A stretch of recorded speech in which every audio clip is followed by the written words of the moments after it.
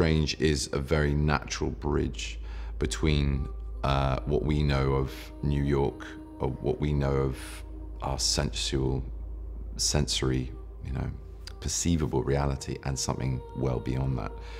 And so I think it's kind of ripe. It's kind of the right moment now for him to be the character that we now get introduced to open up that chapter of the Marvel Universe. I came at Doctor Strange and the comics of Doctor Strange through people being interested in me for the role in the film. And I found him incredibly arrogant, brilliant, sort of extraordinary, and with the potential to be incredibly hokey, because it was very much a comic of its era, like they always are.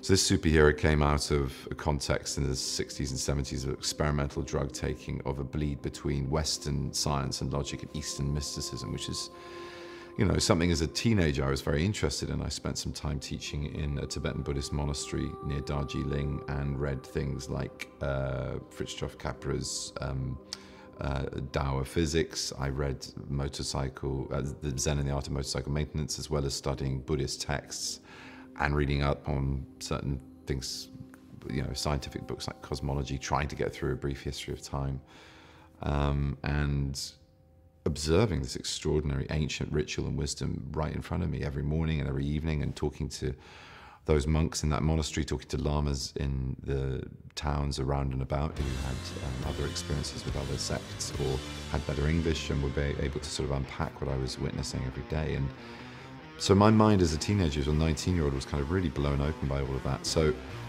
it immediately made sense to me, this material.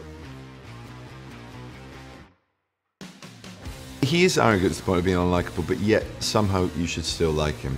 He's got a great deal of charm, and there is already a sense of loss or soullessness, I think, about him very early on in the film. You see him as a lone figure at the beginning and end of this film. By the end of the film, he's a superhero, and we all know that's quite an onerous task and often requires quite a solitary existence.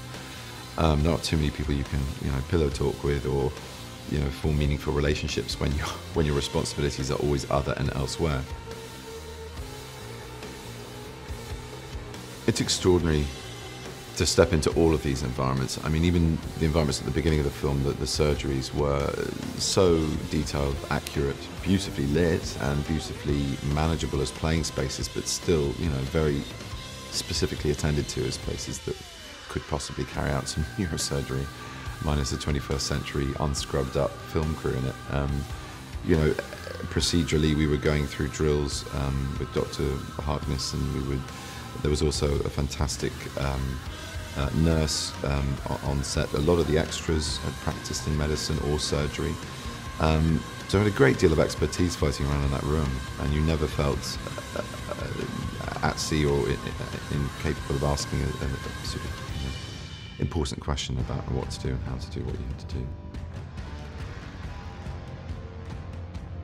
Nepal was amazing. Kathmandu was absolutely vital to this film. I think not least because